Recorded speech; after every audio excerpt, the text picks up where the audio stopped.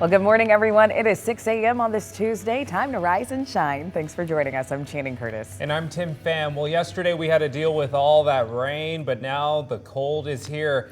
The times are changing, the seasons are changing, that's for sure. Thomas, you know, it looks like all the leaves are starting to fall off too, because it's a little breezy also. Yeah, and the pine needles. Oh yeah. Those are the worst, because at least the leaves are like fun because you get to see the colors. Yeah, they're pretty. The pine needles are just, these things, okay, you just have to rake it all either way. Yeah, more leaves, more pine needles on the ground after yesterday, but a much calmer weather forecast from today and the rest of this week. Look for our current low temperatures, largely in the 30s across the inland northwest. Haven't seen any 20s on the map just yet, but in Spokane we did get down to 39 degrees. The full effects of yesterday's cold front not quite felt. We need clearer skies for that to happen, and that will happen tomorrow night. So we're going to have some frosty mornings ahead of us, but the sunshine in particular is back out today. So our afternoon high temperatures up to about 56 degrees.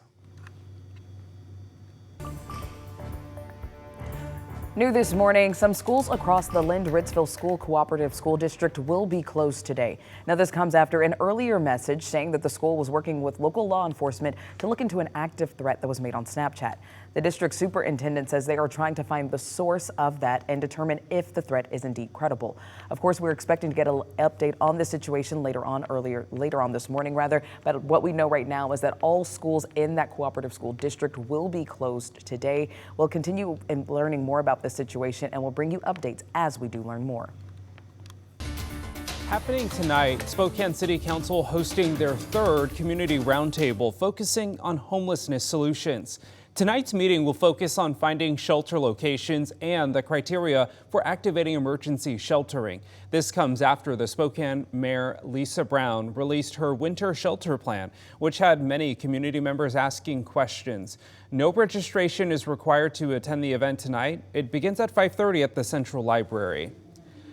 And overnight, the Mead School Board passed a resolution barring transgender athletes from competing in girls' sports. Even though it was passed, the resolution does not change any of Mead's participation policies. The Washington Interscholastic Activities Association, also known as WIAA, still allows students to play for the team that is consistent with their gender identity. The resolution adds Mead to a list of school districts trying to amend WIAA rules surrounding gendered sports participation. The resolution goes on to say, quote, the Mead School District does not support biological male athletes participating in biological female competition categories. For more details, you can head to our website and read this story on KREM.com. They were always over my house, you know, we were next door, so the kids would come over and 4th of July and play sparklers and everything, and the little girl just recently painted me a picture. A community is mourning after 5 people, including 3 children, were killed in Western Washington. This morning, a teenager is in custody and is expected to face first or second-degree murder charges. According to the King County Sheriff's Office, this all happened just before 5 a.m. yesterday morning near Falls City. Multiple people called 911 telling authorities that they heard gunshots. When deputies arrived, they found 2 adults and 3 children dead. They say another teen was also injured and had to be taken to Harborview. A 7th person, a teenager as well, was taken into custody. The King County Sheriff's Office says it could take several days to investigate. Of course, we'll continue bringing you the latest updates on this story. For more, you can go to our website, KREM.com.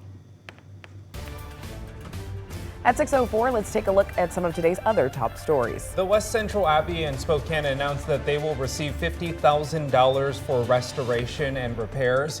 Yesterday, the chapel was awarded the grant by the National Fund for Sacred Places, along 23 other historically significant faith communities across the country.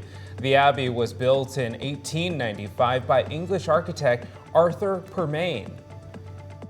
I'm pretty sure that it's the original cedar shakes, which are in terrible condition. So we're going to repair and restore.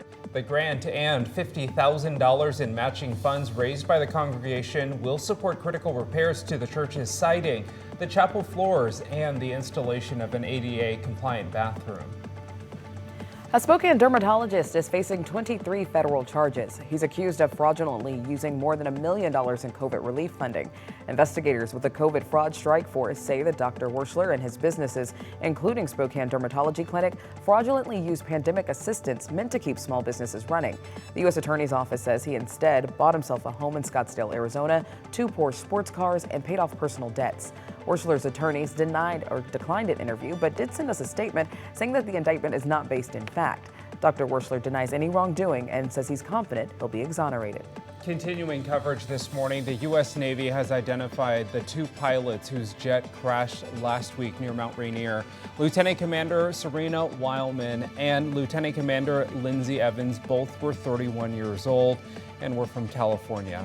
Their fighter jet went down in a remote area near White Pass 1 week ago. Washington Governor Jay Inslee approved National Guard support to assist the Navy with recovery efforts. The Guard will focus on providing around-the-clock security at traffic points. These are human beings that sacrifice their life for us, and it's emotional. It breaks your heart. And it's really hard to talk about because they are part of our community. The cause of the crash is still being investigated. That's a look at this morning's top stories. This year, Spokane voters will be casting their vote on who will represent Washington's 5th District in Congress to fill Kathy McMorris Rogers' seat. The candidates are Michael Baumgartner and Carmilla Conroy. And we want to help you learn more about them. So our Amanda Rowley asked each of them to spill the tea on who they are and where they stand on important issues. So tonight, we'll hear from Michael Baumgartner. Not just for our kids, but for everyone's children. We're just very concerned about the future of our country. So Michael, what is the #1 thing you would want to address as a congressman? We'll have his answer to that question and more on The Tea with Amanda Rowley tonight at 6. And you will get a chance to hear from both candidates next week right here on KREM 2 as we are hosting a 5th District congressional debate next Wednesday. Candidates Carmilla Conroy and Michael Baumgartner will be here in the KREM 2 studio on Wednesday, October 30th. The hour-long debate starts at 7 that evening on KREM 2, KSKN 22, KREM 2 Plus, and KREM.com.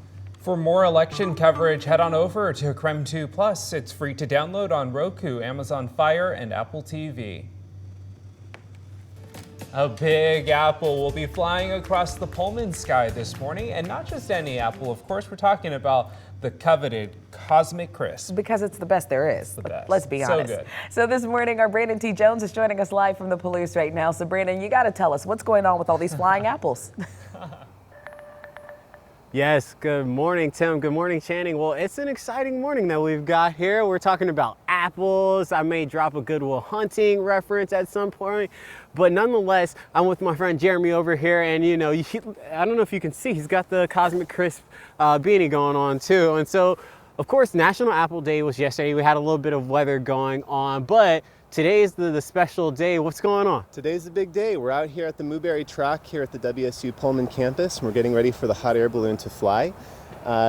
From 6:30 to 7:30, we'll be here with coffee and with apples. We'll get the balloon set up around 7 o'clock. Oh, okay. Balloon will fly maybe 7:30, and it will return to the track at 9:30. 10 o'clock, we'll start 3 events.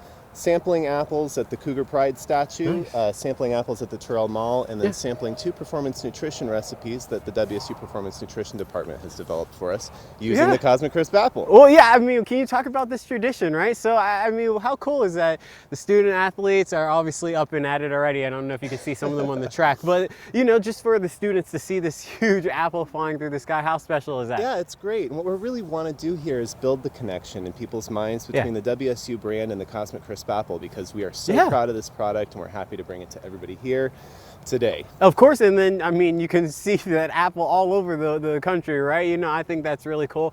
I'm from Florida, and I remember just walking inside of Costco and seeing the apples there and present.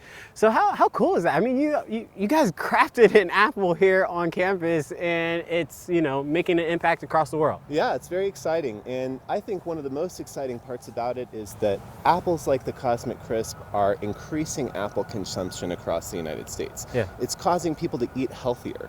And so if we can do that as a university, that's a pretty incredible impact. There you go. There you go. Well, Jeremy, we appreciate you. And you know, an apple a day keeps the doctors away. Is that right? That's right. That's what they say, at least. Maybe go for 2. All right. We'll be out here throughout the morning, and we'll toss it back to you all in the studio. Thanks, Thanks Jeremy. you. Maybe that flying apple will be good for all of WSU for today. That will be a cool sight in today's sky. And yeah, they mentioned that yesterday's weather was not ideal because, well, it was raining, it was a little bit windy, and of course it was cloudy all day long. Today is a lot more calmer outside, and skies are looking decently clear at the moment. There's a little leftover cloud cover over North Idaho, but even this should start to fade away because just this cooler air is just very stable at the moment. But of course, it has left us much colder as of this morning. So we're running about 15 degrees colder right now compared to yesterday, but the sunshine should help to fix some of that this afternoon.